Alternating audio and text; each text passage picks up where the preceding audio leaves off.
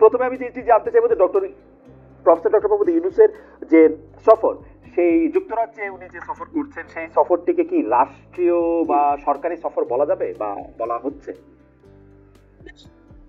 দেখেন, আমি এই টেকনিক্যালিটির মধ্যে যাব না, তবে আমি জানি এই সফরের অন্যতম উদ্দেশ্য ছিল যে আপনার ব্রিটেনে আমাদের শেখ হাসিনা গভর্নমেন্টের যে মন্ত্রীরা ছিল, যে পাওয়ারফুল লোকরা ছিল, এমনকি শেখ হাসিনার পরিবারের সদস্যরা, তাদের যে অবৈধ সম্পদ বিত্ত রয়েছে সেটা ফিরিয়ে আনার ব্যাপারে অগ্রগতি একটা লক্ষ্য ছিল।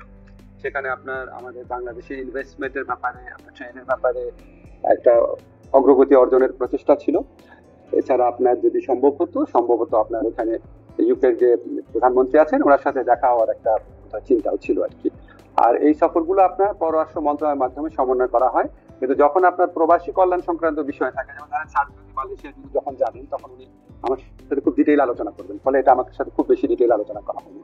আরেকটা জিনিস আপনি জানেন যে এখানে তারেক রহমান সাহেবের সাথে দেখা হতে পারে, এটা নিয়ে আমাদের বাংলাদেশের প্রতিটা মানুষের মনে আগ্রহ রয়েছে। অবশ্যই গণতন্ত্র মনা যারা মানুষ তাদের মনের মধ্যে আগ্রহ রয়েছে। সেই সফরটা খুব চমকপ্রদ হচ্ছে আগামীকাল। কিন্তু স্যার, আমি যেই কারণে এই প্রশ্নটা আসলে করা, যে বাংলাদেশের একজন সরকার প্রধান ইংল্যান্ডে যাচ্ছেন, সরকারি তরফ থেকে তাকে বিমানবন্দরে স্বাগত জানানো হচ্ছে না, প্লাস আমাদের মানে যে প্রেস উইং, সেই প্রেস উইং জানাচ্ছেন যে না, ওই ব্রিটিশ প্রধানমন্ত্রীর সাথে সাক্ষাৎ হওয়ার কথা ছিল কিন্তু তিনি আছেন কানাডায়। পরে আবার বলা হচ্ছে যে না, এটা একটু ভুল হয়েছে। স্যার, পুরো ব্যাপারটা ঠিক পেশাদার মনে হচ্ছে না। এটা কেন এরকম হচ্ছে?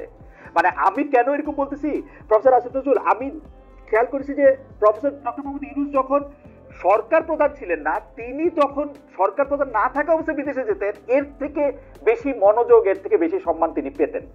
আমি দেখে জেনে বলতেছি, হঠাৎ আমাদের কি হলো? আমি স্যারকে যতটুকু চিনি, ওনার যে সোশ্যাল বিজনেস সামিটটা আছে ওখানে আপনার কয়েকবার আমি স্যারের সফর সঙ্গী ছিলাম। স্যার কিন্তু এয়ারপোর্টে প্রোটোকল পছন্দ করে না। আমাদের এখান থেকে যখন আমরা স্যারকে বিদায় দিই, স্যার চান না একজন উপদেষ্টাও যেন যান। উনি যখন ফিরে আসেন তখন উনি চান না একজন উপদেষ্টাও যেন থাকে। তো উনি যদি চাইতেন বা উনি যদি এরকম ভাবে এক্সপেক্ট করতেন বা ওইভাবে যদি অ্যারেঞ্জ করা হতো, স্যারের জন্য আপনার বিশিষ্ট ব্যক্তিরা আপনার এয়ারপোর্টে ওয়েট করতো না, এটা আমি বিশ্বাস করি না। আর এখানে একদম মানে পিন পয়েন্টেড করে কি এক্স্যাক্টলি চাওয়া হয়েছিল সেটা আপনি আমার মনে হয় যে পররাষ্ট্র উপদেশ মন্ত্রণালয় আছে, আমাদের প্রেসিডেন্ট আছে, ওনারা ব্রিফ করবেন, আপনারা জানতে পারবেন। আচ্ছা, আমি প্রফেসর ডক্টর মোহাম্মদ ইউনূস, আপনি আগেই বলেছেন জনাব তারেক রহমানের সাথে সাক্ষাৎ করার কথা, তার কথা আছে, কিন্তু তার আগেও আমরা চ্যাথাম হাউসে যে ইন্টারভিউ দেখলাম, সেই ইন্টারভিউতে দেখলাম যে তিনি বলছেন যে নির্বাচিত সরকার এলে তিনি থাকবেন না, এটা তিনি জোর দিয়ে বলছেন। পাশাপাশি তিনি বলছেন যে তার ক্যাবিনেটে যারা আছেন তারাও কিন্তু থাকবেন না বা আগ্রহ দেখাবেন না। এখানে আবার দুইটা প্রশ্ন আছে। আপনার সম্পর্কে তো আমরা শুনি যে আপনি অলরেডি আমাদের, মানে আমি এখন যে শহরে আছি সেই শহরে বাড়ি কিনছেন, থাকতে শুরু করেছেন, আপনার পরিবার সেখানে থাকছে এবং আপনি যুক্তরাষ্ট্রে সেটেল হবেন, এইগুলি কেউ কেউ আমাকে খুব জোর দিয়েও বলছেন। আপনি যদি একটু বলতেন। আচ্ছা, এটা তো হঠাৎ আকস্মিকভাবে প্রসঙ্গটা এলো, তাও বলছি আপনাকে যে যারা বা যে এই গুজবটা রটিয়েছে যে যুক্তরাষ্ট্রে আমরা বাড়ি কিনেছি, আমার পরিবার চলে গেছে, এবং যারা এগুলি বিশ্বাস করেছেন তাদের কাছে আমি একটা বিনীতভাবে প্রশ্ন করি যে আপনারা যার কথা শুনে বিশ্বাস করেছেন তার কাছে আপনারা কেন জানতে চান না উনি বাড়িটা কোথায় কিনেছে, অ্যাড্রেসটা কোথায়, বাসাটার ছবিটা কোথায়? আপনি আমেরিকাতে আছেন অনেকদিন ধরে, আপনি জানেন আমেরিকায় যদি কেউ কোনো প্রপার্টি ওন করে, ফ্ল্যাট হোক, জমি হোক, আমি বা আমার স্ত্রী বা আমার পরিবারের সদস্য, এটা পাবলিক ডকুমেন্ট।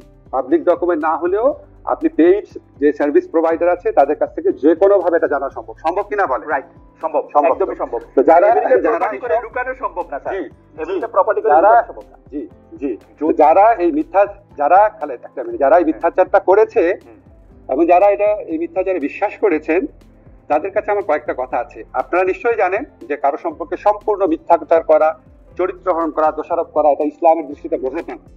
এবং আপনি এই মহাপাপটা যারা করলো তাদের কাছে এটা প্রমাণ না, যদি আপনি এই মহাপাপের কথা প্রচার করেন বা শেয়ার করেন, আপনিও মহাপাপ করছেন। ঠিক আছে?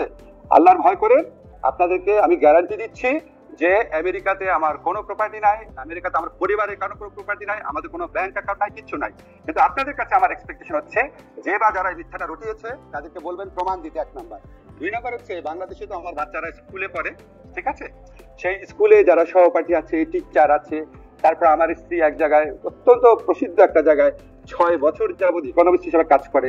উনি বিভিন্ন ইকোনমিক মানে কনফারেন্সে যান, এখানে কারো না কারো কাছ থেকে তো জানা একটা সোর্স লাগবে। কাউকে না কাউকে বলতে, কারো কাছ থেকে যদি না শুনে, কেউই বললো না, আমার ওয়াইফের কলিগ, আমার বাচ্চার স্কুলের টিচার, আমার কলিগ, আমার প্রতিবেশী, কারো কোনো সূত্র উল্লেখ না করে, বাসার অ্যাড্রেস না দিয়ে, দলিল না দিয়ে, কোনো সাক্ষ্য প্রমাণ ছাড়া একটা মানুষ একটা কথা বলে আপনি এটা বিশ্বাস করলেন? এবং এই যে বিশ্বাস করলেন, তার একটা মিনিট খালেদ আমাকে বলতে হবে, আপনি যেহেতু প্রসঙ্গ তুললেন, আপনি যে বিশ্বাস করলেন, এখন আপনার দায়িত্ব হচ্ছে যে এই কথাটা রটিয়েছে বা যেই কথাগুলো রটিয়েছে তাদেরকে বলেন যে কোনো একটা প্রমাণ হাজির করার। যদি সে প্রমাণ হাজির করতে না পারে বা তারা যদি প্রমাণ হাজির করতে না পারে, তাহলে তাদের কোনো কথা বিশ্বাস করবেন না। আর যদি আমার বা আমার পরিবারে আমেরিকাতে কোনো প্রকার ফ্ল্যাট, ল্যান্ড, ব্যাংক অ্যাকাউন্ট কোনো কিছু পান, তাহলে আমাদের সারা জীবন বিশ্বাস করবেন না।